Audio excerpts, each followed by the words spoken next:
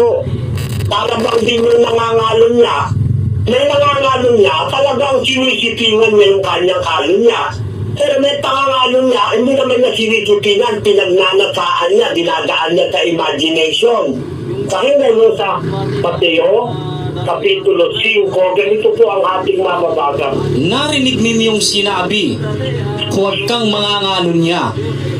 Datapwat sinasabi ko sa inyo na ang bawat tumingin sa isang babae na taglay ang masamang hangad ay nagkakasala na ng pangangalon niya sa kaniyang puso. Ayan, yung pagtingin na mayroong masamang hangad, may pagnanasa, magkakasala na, hindi mo para kinaalam na nagkakasala ka na. Bakit? Kasi ang inuutusan lang sa atin, hindi lang naman yung kamay, hindi lang naman yung paa. Ang inuutusan, yung puso, yung kaisipan, liwa, yung konsyensya. May utos po ang Diyos yan eh. Kaya huwag kang magnanasa. Huwag kang makupuot. Kasi meron tao, hindi ka nga pumapatay. Puot na puot ka naman sa kalooban mo. Malinis na ang kamay mo, hindi ka pumapatay. Pero marumi naman ang kalooban mo dahil meron kang puot. Pakinggan nyo sa unang Juan 3:15. Ang sino mang napopuot sa kanyang kapatid ay mamamatay tao. At naalalaman ninyong sino mang mamamatay tao ay hindi pinananahanan ng buhay na walang hanggan. Nasaan ba ang puot, Bradman? Nasa kamay ba yung puot? Wala po sa kamay, kapatid na Eli, nasa puso po. Ayun, nasa puso po yun. Kaya may utos para sa puso. Yung kung sinasabi yun, hindi magkapareho yun. Kung huwag ka mag-iimbot, magnanata sa hindi mo pag-aari, utos po ng Diyos sa puso yun. Yung naman huwag ka magnanakaw, utos ng Diyos yun sa kamay. Pakinggan nyo sa Efeso 4:28. Ang nagnanakaw ay huwag nang magnakaw pa, bagkus magpagal, naigawa ang kanyang mga kamay ng mabuting bagay, upang siya'y may maibigay sa nangangailangan. Ayun. Kaya mostly ang concentration ng utos na huwag kang magnanakaw ang kamay. Kasi ang ito nang nanakaw ng tao yung kamay. Pero ang ipinagnanasa ng tao yung kanyang puso. Kaya masasabi ko kapatid, huwag niyo pong pagbintangan na ang Diyos parang redundant o makulit dahil parang pare-pares sa kanya. Yung po totoo yan. Pero yung sinasabi nyo na at ang dakal yan is talagang utos. Ang utos po ngayon hindi naman 10 utos. At panahon Kristiyano, ang 10 utos po kasi dinudalan sa panahon ni Moises para po sa Israelita yan. Bagay natin ng 31:18 ng Exodo, kapatid Malo.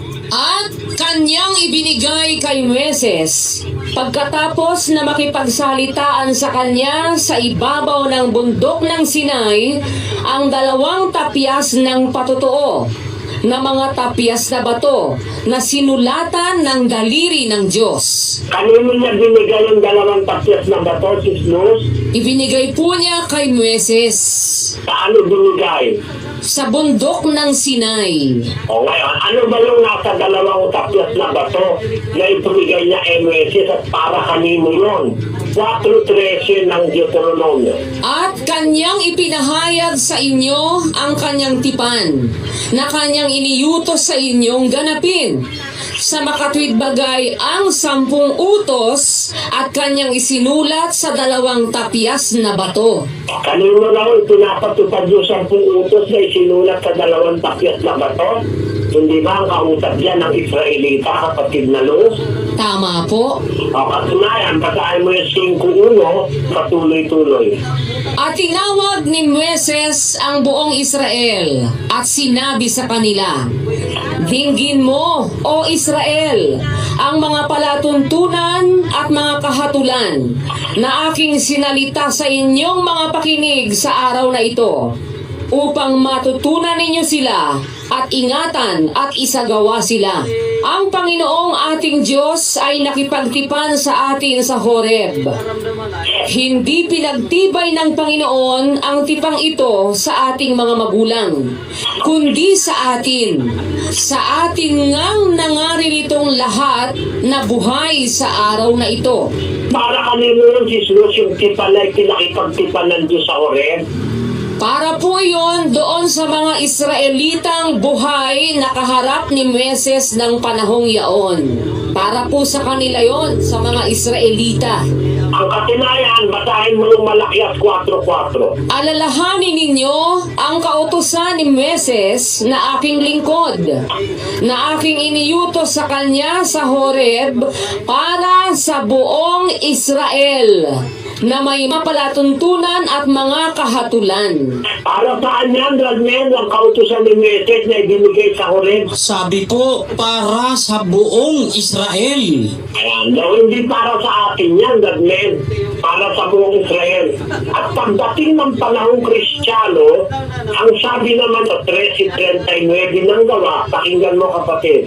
At sa pamamagitan niya, ang bawat nananampalataya ay inaaring ganap sa lahat ng mga bagay, na sa mga ito'y hindi kayo aariing ganap sa pamamagitan ng kautusan ni Moises. Kaya pagdating ng panahong Kristiyano, sa pamamagitan ni Kristo, aariing ganap tayo.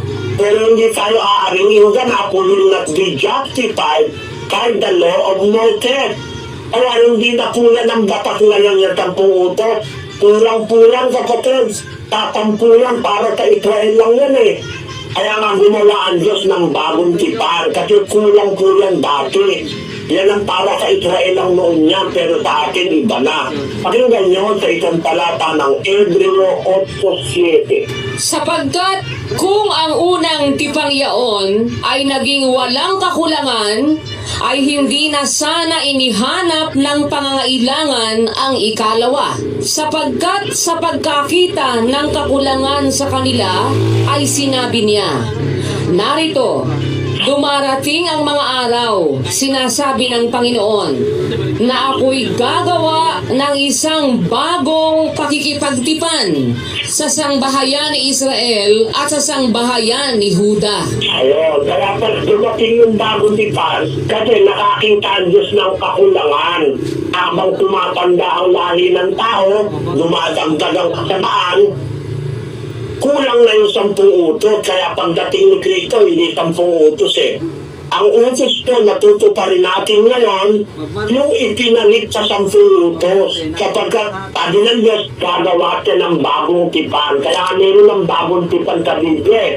Kagaya natin ng 8:13 ng Hebreo, kapatid na Luz. Doon sa sinasabi niya, isang bagong tipan ay niluman niya ang una.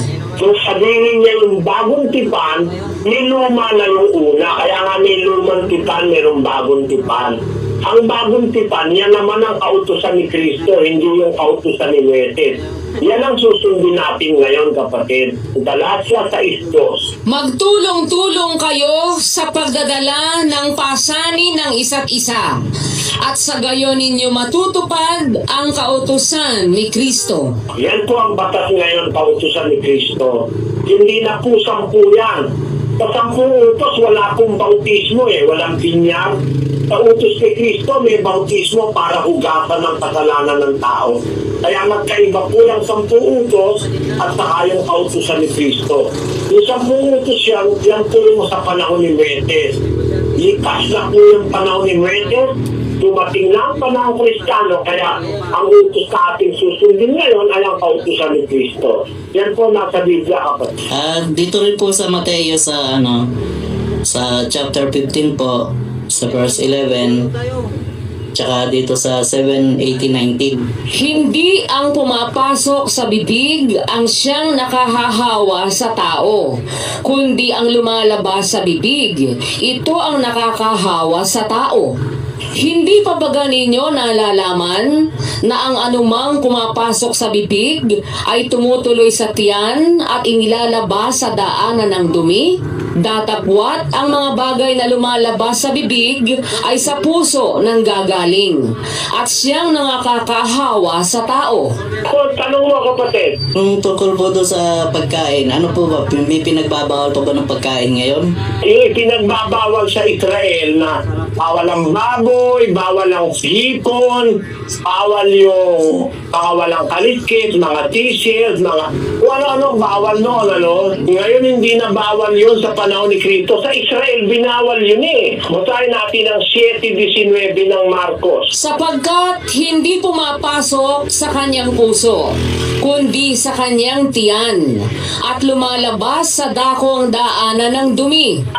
Sa salitang ito'y nililinis niya ang lahat ng pagkain. Di ba totoo yung sinabi sa salitang ito, nililinis niya ang lahat ng pagkain? Kaya sinabi ni Kristo, hindi naman sa puso pumapasok, kundi sa bibig, tumutuloy sa tiyan, lumalabas sa daanan ng dumi. Ibig sabihin, hindi na bawal yung bawal nung araw sa Israel. Kaya ngayon, pwede ka nang kumain ng baboy, kapatid. Kaya lang, pagka may alta presyon ka na, konti-konti lang. Baka naman lalapangin mo ng lapang. Masama rin naman siyempre yung ikaw laging puro karne kinakain mo, lagi kang busog na busog, ma-overweight ka, baka magkasakit sa puso. Yun ang masasabi ko tayo, kapatid. Ang tinutukoy na pagkain doon, yung bawat nilalang ng Diyos, na pwede mong kainin kahit baboy, kahit na baka, kahit manok, kahit halimbawa kambing o usa. Ang utos naman ng Diyos doon sa Levitico Kapitulo 17, bago mo kainin, papatayin mo muna. Eto yon. At sino mang tao sa mga anak ni Israel o sa mga taga-ibang bayan na nakikipamayan sa kanila na manghuli ng hayop o ng ibon na makakain, ay ibubuhos niya ang dugo niyaon at tatabunan ng lupa. Maliwanag yan. Kung kakain ka ng hayop, buhos mo yung dugo, tabunan ng lupa. Yun ang uto. Ang ibinigay na pagkain sa'yo yung hayop. Yung dugo naman, para saan naman yung 17 pa rin ng Levitico. Sapagkat ang buhay ng laman ay nasa dugo, at aking ibinigay sa inyo sa ibabaw ng dambana upang itubos sa inyong mga kaluluwa, sapagkat ang dugo'y siyang tumutubos dahil sa buhay. Ayun, yun naman palang dugo, ibinigay ng Diyos para pantubos ng kaluluwa. Kaya yung dugo, sagrado yan sa Diyos, kapatid eh. Dugo ng hayop, ibon, sagrado yan. Yan para pantubos ng kaluluwa. Kaya kita mo nung panahong Israel, pag nagkakakala sila sa Diyos, papatay sila ng tupa, yung dugo nyo lalagay nila sa dambana at saka nila iaalay, susunugin sa harap ng dambana para mapatawad sila sa kasalanan. Ganon din yung kambing, yung mga baka. Yung dugo nun, pinatutulong nila, nilalagay nila sa dambana. Kaya yung dugo, pantubos ng kasalanan. Nung magkatawan tao ang Panginoon Kristo, yung kanya namang dugo ang nabuhos sa krus para tubusin naman ang kasalanan natin. So nananatili na yung dugo ay isang bagay na sagrado para sa Diyos. Yun ang dapat mong maunawaan dyan. Meron po kasi akong